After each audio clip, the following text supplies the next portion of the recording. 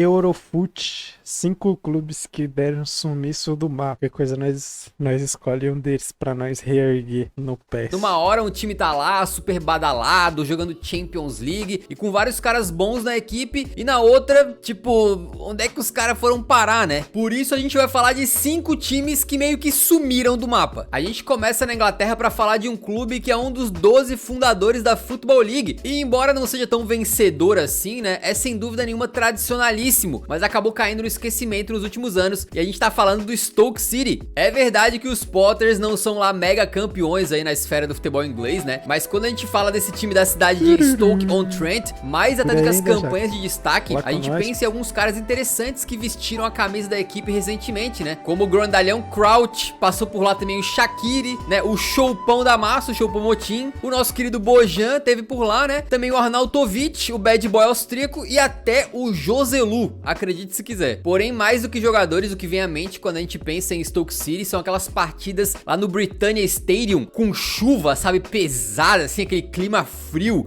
o gramado escorregadio, e claro, com o time da casa fechadinho e cascudo, né, cara? O Stoke City construiu essa reputação de time retranqueiro, muito físico, que jogava no contra-ataque e tal, principalmente aí nas frias e chuvosas noites de Stoke. A atmosfera na casa do Stoke se tornou tão infame na Europa, que essa reputação chegou a fazer até mesmo Thomas Miller, o nosso subestimado de ouro, né, que nunca nem sequer teve o azar de enfrentar essas condições adversas lá em Stoke, a fazer a seguinte declaração depois de um jogo de Bundesliga. How do the British people say you have to show it in a windy night in Stoke?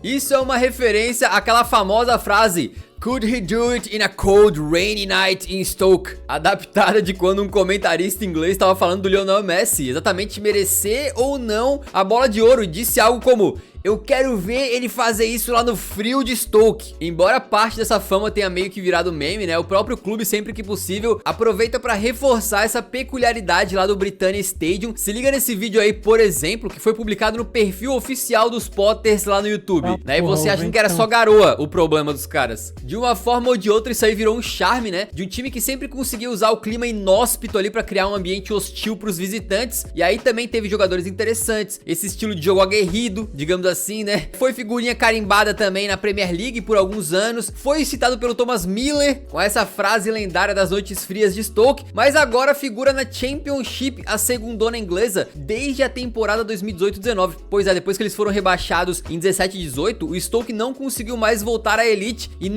nesse evento aí, se você tem uns 40 quilos, o bagulho te leva. no momento da gravação desse vídeo, luta pra não cair pra terceirona. E quando a gente fala que o clube sumiu do mapa, é aquela história, né? Alguém aí consegue dizer de cabeça o nome de um jogador, umzinho, do Stoke hoje em dia? Pois é, né, meus amigos? Eu sei porque eu fui pesquisar. E o Wesley tá lá, o brasileiro, quem lembra? E aqui a gente tá falando de lendas urbanas, né? De clubes que perderam relevância e tal. Mas sabe o que nunca perde relevância? O seu like e o seu apoio aqui pro canal. Então, se você tá curtindo essa lista e as curiosidades, a maior alucinação coletiva do caso, que é de longe aqui a maior alucinação coletiva da nossa lista, né? O Queen's Park Rangers é uma equipe que desde a temporada 96-97 figurava ali ou na segunda ou na terceira divisão da Inglaterra, né? Só que na temporada 2010-2011 eles conseguiram acesso e foram jogar a Premier League, e é aí que a loucura começou, porque o QPR, como ele é chamado lá na Inglaterra, né, já era uma equipe tradicional do oeste de Londres, mas sem muitas glórias, e aí quando chegaram na Premier League saíram metendo louco, contratando uma pá de jogadores interessantes e de nome no mercado. Isso passa pelo fato de que em 2011 um empresário chamado Tony Fernandes se tornou acionista majoritário do clube, e aí pra temporada 12-13 ele começou a contratar gente de nome, tá? Simplesmente trouxe o Júlio César, goleirão brasileiro que passava por momentos difíceis, porém era titular da seleção brasileira, 2 anos antes tinha ganhado a tríplice coroa com a Inter de Milão e tudo mais. O QPR também trouxe o Graneiro, que fazia parte do elenco do Real Madrid, contratou o icônico Park Ji-sung, vindo direto do Manchester United. Trouxe também o lateral português Bocingua, que fez alguns bons anos no Chelsea. E já tinha lá outro cara famoso também, que era o grande Wright Phillips, que tinha chegado na temporada anterior. E embora essas contratações não tivessem custado assim o olho da cara, né, não fossem valores insanos, o Queen's Park Rangers certamente atraiu vários olhares interessados ali, com certa expectativa para o que o clube conseguiria fazer, né? Afinal, a Premier League já tinha visto na década anterior casos parecidos, clubes que não andavam na melhor fase ou que viviam alguma seca de títulos, recebendo grandes investimentos e subindo degraus ali na hierarquia do futebol inglês, né? Então tava todo mundo falando do QPR nessa época, mas infelizmente pros torcedores dos caras não foi isso que aconteceu. 2 temporadas na Elite foram o bastante pra já na temporada 12-13 o time, mesmo com esses reforços todos, acabar na lanterna da Premier League e retornar rapidamente pra segundona. E no Brasil a gente chegou até a ouvir falar muito do QPR nessa época, justamente por causa do Júlio César, né, que como titular da seleção brasileira não quis jogar segundona pelo clube e acabou sendo emprestado pro Toronto da MLS pra pegar ritmo pra Copa do Mundo, o que não adiantou muito. E desde esse rebaixamento aí a gente mal escuta falar do QPR, né, que é um time que meio que apareceu do nada e do mesmo jeito que veio também foi embora. No momento da gravação desse vídeo, eles também estão brigando pra não cair pra terceirona. Agora a gente vai deixar o futebol inglês de lado um pouquinho e seguir pra Espanha pra falar de outro clube sensação do começo da década passada. Se a gente viu que o QPR andou tendo algumas questões de troca de proprietário e tal, né, e que isso influenciou pro clube começar a contratar, o mesmo pode ser dito do Málaga. O clube de Andaluzia foi adquirido em 2010 pelo Sheikh Abdullah Al Thani. É um empresário aí ricaço que também faz parte da família real do Catar, e ele não tardou a iniciar as compras, né? Logo conseguiu assegurar a contratação de Manuel Pellegrini, o treinador, para comandar o novo projeto, e foi montando um elenco sólido com jogadores um pouco mais experientes misturados com alguns jovens e talentosos. Por exemplo, chegaram Júlio Batista, Roque Santa Cruz,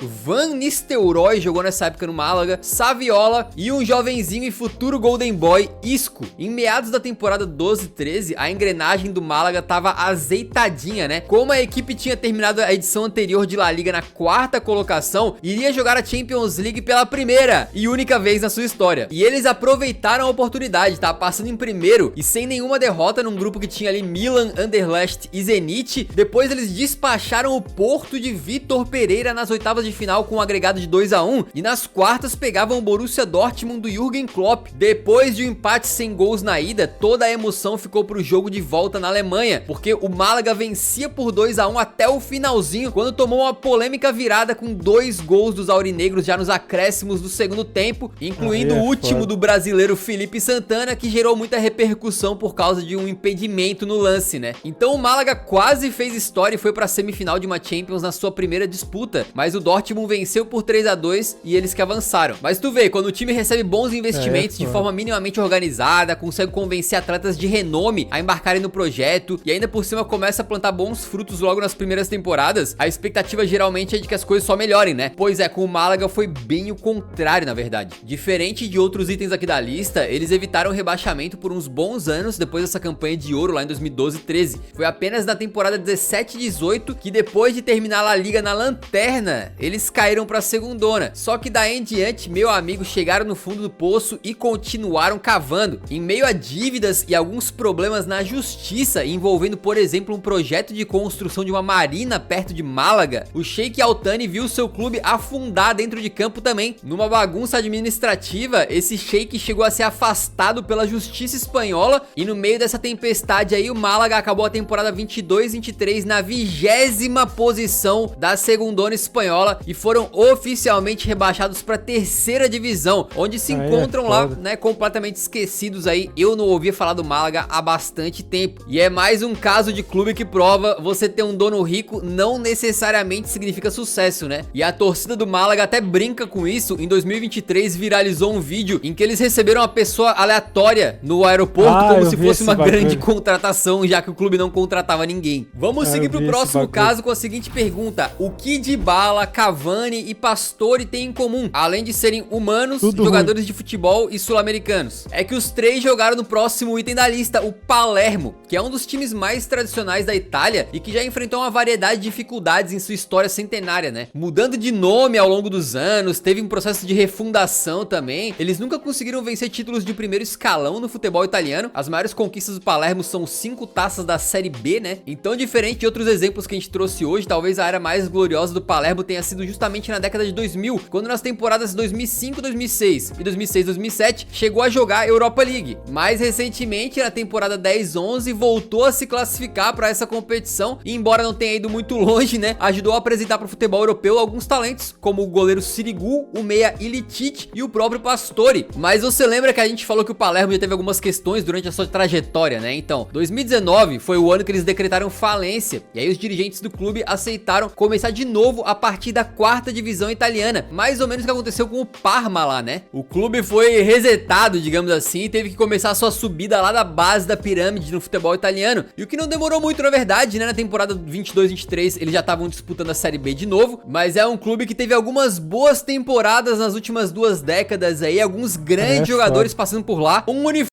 Pelo menos ele já tá na Série B ali, onde que ele está no habitat natural, né, tio? Suave. Uniforme icônico, né, Rosinha? E que tava simplesmente sumido do mapa, mas Esse uniforme aí rosinha aí é da hora dele. voltou a aparecer recentemente. Isso porque em 2022 mesmo, o City Football Group anunciou que o clube agora faz parte do seu já extenso portfólio de times, né? No momento da gravação desse vídeo, o Palermo briga pra subir pra Série A italiana. Então, de todos os times que a gente falou até agora, talvez os Rosaneri sejam os próximos a dar as caras novamente na elite do país, né? E sendo controlados pelo grupo lá do City, quem sabe daqui a uns aninhos eles não estão protagonizando uma história que nem o Girona lá em La Liga. E a gente se encaminha pro último caso, que certamente é o maior clube dessa lista, e vem lá da O Schalke, mano. O bicho não tá...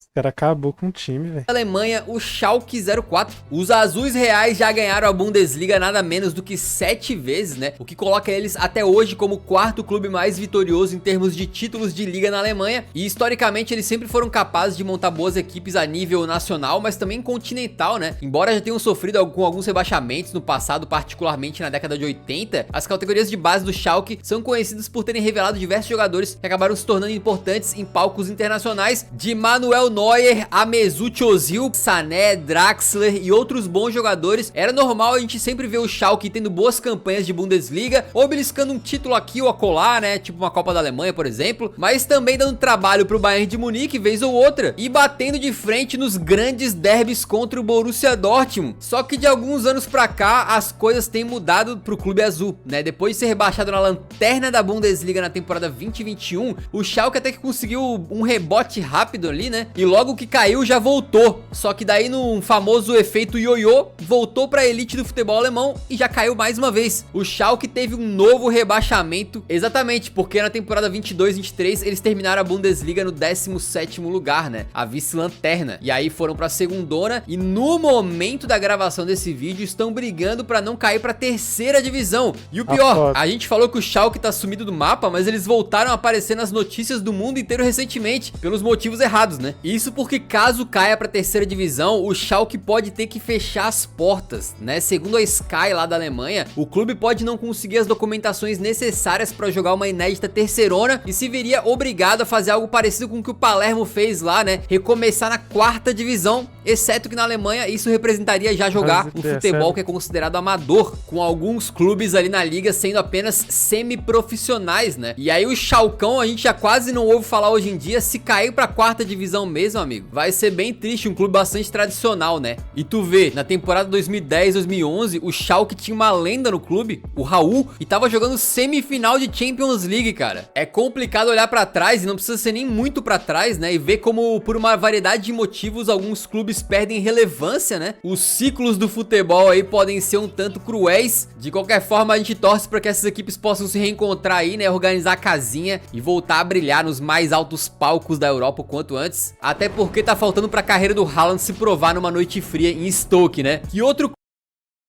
Deixa eu ver aqui se inscreve, tropa, no vídeo do mano. clube que há um tempo atrás estava na boca do povo, hoje em dia ninguém mais ouve falar? Deixa nos comentários e muito obrigado por Que time, fala aí vocês. O Schalke, cê é louco, mano. O cara, eu vi a notícia um tempo atrás aí que tava quase acabando. O cara é foda, né? Acabar com um time assim é